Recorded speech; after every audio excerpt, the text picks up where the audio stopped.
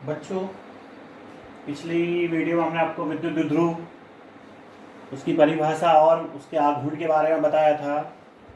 आज हम बहुत ही इम्पोर्टेंट टॉपिक है, अक्सर बोर्ड परीक्षा में पूछा जाता है। विद्युत द्विध्रुव के कारण अक्षीय स्थिति में विद्युत क्षेत्र की तीव्रता, इसको किस प्रकार कैलकुलेट करेंगे, आज हम इसका अध्ययन करेंगे। देखिए, ये मैंने बोर्ड पे ए और बी दो पॉइंट बनाए हैं, दो बिंदु हैं। इन दो बिंदुओं पर दो आवेश रखे हुए हैं, एक माइनस क्यू और एक प्लस क्यू। ओ इन दोनों का मध्य बिंदु है, तो इस माइनस क्यू और प्लस क्यू से क्या बन जाता है, एक वैद्युत द्विध्रुव बन जाता है। इस वैद्युत द्विध्रुव के कारण अक्षीय स्थिति में, अक्ष का मतलब ये देख रहे हैं, इसकी अक्ष है, इसकी सीधी सीधी दूरी पर कोई बिंदु, हमने r मीटर की दूरी पर कोई बिंदु P ले लिया है। इस P पर ही मुझको विद्युत क्षेत्र की तीव्रता ज्ञात करनी है। कैसे ज्ञात करेंगे, देखिएगा जरा एक बार। जो भी दूरियां हम इसमें नापेंगे विद्युत द्विध्रुव से, वो उसके मध्य बिंदु से नापी जाएंगी। यानी कि जैसे O से लेकर के P तक की दूरी थी, तो वो उसके मध्य बिंदु से ली है, यानी मध्य बिंदु से P तक की दूरी कितनी हो जाती है हमारी, r। ये हमने मान ली है। अब आपको पता है दोनों आवेशों के बीच की दूरी विद्युत द्विध्रुव में 2l ली जाती है। ये कितनी ली जाती है, 2l। बताया गया था पिछली वीडियो में। तो यहां से लेके यहां तक की l हो जाएगी और यहां से लेके यहां तक की भी l हो जाएगी। अब क्या करेंगे, अब आप देखें, जो मुझे दूरियों की जरूरत पड़ेगी, दूरियों की जरूरत क्या पड़ेगी, ए से लेके पी तक की जरूरत पड़ेगी और बी से लेके पी तक की जरूरत पड़ेगी। तो ए से लेके पी तक की दूरी कितनी होगी, यहां से लेके यहां तक की r है, इसमें l और ऐड कर दीजिए तो क्या हो जाएगी, r प्लस l। और बी से लेके पी तक की दूरी कितनी होगी, यहां से लेके यहां तक की दूरी r है, इसमें से ये निकाल दीजिए तो यहां से लेकर यहां तक की दूरी आपको प्राप्त हो जाएगी, यानी r माइनस l। अब जो P पर जो विद्युत क्षेत्र की तीव्रताएं हैं जो हमें निकालनी है, वो अलग अलग होंगी।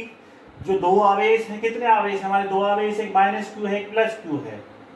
प्लस क्यू के कारण जो विद्युत क्षेत्र की तीव्रता है वो E1 होगी।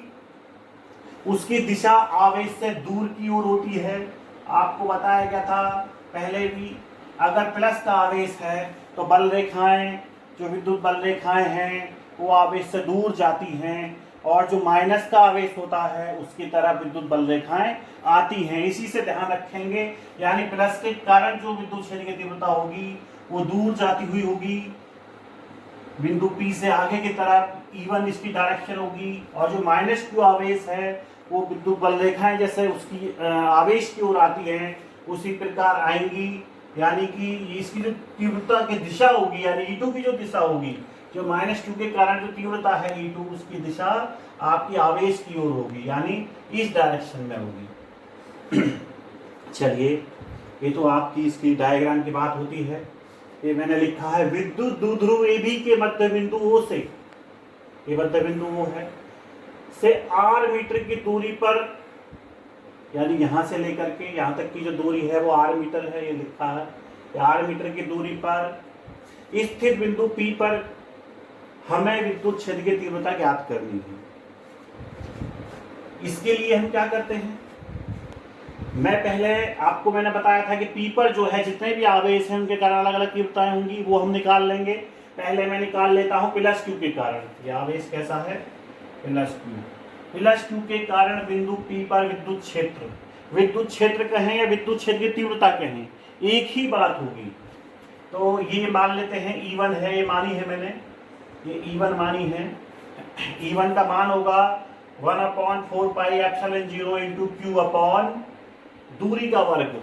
कल आपको मैंने बताया था किसी बिंदु आवेश से r मीटर की दूरी पर विद्युत क्षेत्र की तीव्रता का क्या सूत्र होता है, हमने सिद्ध भी करा था, E = 1/4 पाई एप्सिलॉन 0 इंटू आवेश अपॉन दूरी का वर्ग। तो आवेश है हमारा यहाँ Q अपॉन दूरी कितनी है, प्लस क्यू के कारण ले रहे हैं तो प्लस क्यू से दूरी होगी आपकी BP। बी से लेकर पी तक की दूरी कितनी होगी, BP। और ये BP है कितनी, ये है r - l। इसकी जगह मैं इस Bp की जगह रख सकता हूँ R माइनस एल का स्क्वायर। ऐसे ही मैं तीव्रता निकालूंगा माइनस क्यू आवेश। ये माइनस क्यू आवेश है, माइनस क्यू आवेश के कारण जो तीव्रता है वो E2 है। ये मैंने लिखा है माइनस क्यू आवेश के कारण बिंदु P पर विद्युत क्षेत्र की तीव्रता E2 इज इक्वल टू होगी इसी तरीके से 1/4 पाई एप्सिलॉन 0 इनटू आवेश Q अपॉन दूरी। दूरी कितनी होगी A से लेके P तक की, क्योंकि माइनस Q जो आवेश है P से कितनी दूरी पर है, AP दूरी पर, और ये AP कितनी है देखिए R प्लस L। तो क्या AP की जगह हम क्या लिख देंगे यहाँ R प्लस L का स्क्वायर। आगे देखें, इसलिए बिंदु P पर परिणामी तीव्रता, जो परिणामी तीव्रता है इन दोनों का जो रिजल्ट है, ये दोनों आपस में लड़ मर करके जो निकल के आता है वो निकल के आता है E इक्वल टू क्या, जो कि दोनों विपरीत दिशा में लगे हुए हैं। तो जो बड़ी तीव्रता है उसमें से छोटी तीव्रता घटा दी जाएगी, आपको परिणामी तीव्रता मिल जाएगी। यहाँ आप देख रहे हैं इन दोनों में बड़ी तीव्रता कौन सी है, इन दोनों में बड़ी तीव्रता E1 है, क्योंकि इसके हर में R माइनस एल आ रहा है और इसके हर में R प्लस एल आ रहा है। तो जिसका हर छोटा होता है वो राशि उतनी ही बड़ी होती है। तो चूंकि इसका हर कम है तो ये ज्यादा बड़ी हो जाएगी, E1 का मान E2 से ज्यादा होगा, तो जो परिणामी तीव्रता है वो होगी equal to E1 minus E2। अब समीकरण 1 और 2 से इसमें मान रख दीजिए, यहाँ E1 का मान यहाँ रख देंगे समीकरण 1 से, E2 का मान यहाँ रख देंगे समीकरण 2 से। यही मैंने लिखा समीकरण 1 व 2 से E इक्वल टू, अब आप देख रहे हैं Q upon 1/4 pi epsilon not दोनों में कॉमन है, तो ये कॉमन आ जाएगा Q upon 4 pi epsilon not bracket 1 upon यहाँ क्या बचेगा R माइनस एल का स्क्वायर माइनस यहाँ क्या बचेगा 1 अपॉन R प्लस एल का स्क्वायर। इन दोनों का आप एलसीएम ले लेंगे, एलसीएम आएगा आपका R square minus L square का होल स्क्वायर, क्योंकि R minus L into R plus L क्या होगा आप जानते हैं, minus B into A plus B क्या होता था, A square minus B square. ऐसे ही R minus L into R plus L क्या हो जाएगा R square minus L square. चूंकि सबके ऊपर होल स्क्वायर है तो इसके ऊपर भी क्या चढ़ेगा, होल स्क्वायर चढ़ेगा। आप कैसे करेंगे, आप यहाँ देखेंगे ये फैक्टर ऊपर यहाँ क्या बचेगा, यहाँ बचेगा R प्लस एल का होल स्क्वायर माइनस यहाँ क्या बचेगा R माइनस एल का होल स्क्वायर। इसको आप खोल देंगे a प्लस बी के होल स्क्वायर से, ये सभी 9th का मैथमेटिक्स है, और ये R माइनस एल के होल स्क्वायर से खोल देंगे तो क्या आप देखेंगे R square plus L square plus 2RL minus R square minus RL square plus 2RL।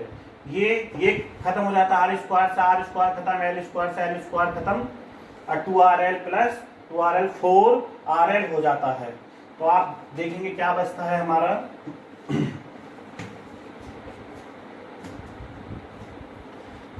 अभी इक्वल टू हो जाता है Q upon 4 pi epsilon not into 4RL upon R square minus L square का होल स्क्वायर। ये हमारा इतना निकल के आ जाता है। अब हम क्या देखते हैं कि जो हमारी जो दूरी थी L वो R की तुलना में बहुत कम थी, बहुत कम थी। तो जो L स्क्वायर है वो R स्क्वायर की तुलना में और भी बहुत ज्यादा कम होगी, वो इतनी कम होगी कि हम इस डिस्टेंस को R स्क्वायर की तुलना में नगण्य मान सकते हैं, मतलब छोड़ सकते हैं। तब क्या होगा, तब देखिए ये जो L स्क्वायर है इस R स्क्वायर की तुलना में नगण्य मान लेंगे, मतलब 0 मान लेंगे, तो क्या हो जाएगा R स्क्वायर माइनस 0। तो R स्क्वायर माइनस 0 के बाद ऊपर होल स्क्वायर है तो यहाँ क्या हो जाएगा R की पावर 4 हो जाएगा। तो क्या बचेगा A is equal to Q upon 4 pi epsilon not into 4RL upon R की पावर 4। एक R से एक पावर कट जाएगी तो नीचे R की पावर 3 बचेगा, वही लिखा है A is equal to Q upon 4 pi epsilon not into 4L upon R Q. अब ये जो Q इंटू 4L है ऊपर, इसको मैंने तोड़ करके लिख लिया है 2Q इंटू 2L। क्यों लिख लिया है, क्योंकि मैं जानता हूं, कल मैंने बताया था Q into 2L, Q into 2L बराबर होता है P के, और P क्या है, विद्युत ध्रुव आघूर्ण, कल बताया गया था आपको। ये बनाने के लिए मैंने इसको 4 को तोड़ लिया था 2 इंटू 2 यानी 2Q इंटू 2L। अब जो Q इंटू 12 है इसको मैं हटा के रख सकता हूं, इस Q इंटू 12 की जगह पर क्या रख सकता हूं मैं, ये P रख सकता हूं। तो मेरा क्या बन जाएगा, E is equal to 1/4 pi epsilon not into 2P upon RQ। यही क्या है, यही अच्छी स्थिति में विद्युत द्विध्रुव के कारण विद्युत क्षेत्र की तीव्रता का सूत्र है। अब नीचे देखिए, यदि निकाय के परावैद्युतांक के माध्यम में स्थित हो, यानी जो संपूर्ण निकाय है हमारा किस में रखा हो, किसी ऐसे माध्यम में रखा हो जिसका परावैद्युतांक k है, तब आपको मैंने बताया था, तब क्या होता है, एप्सिलॉन नॉट के स्थान पर एप्सिलॉन नॉट इंटू के आ जाता है। तो यही मैंने के इसके साथ में लगा दिया है। तो अब क्या हो जाता है, E is equal to 1/4 pi epsilon not into K into 2P upon RQ। ये इसका परिणामी सूत्र बन जाता है। E की दिशा, और देख लेंगे जो दिशा होती है हमारी -Q से +Q की ओर होती है। धन्यवाद।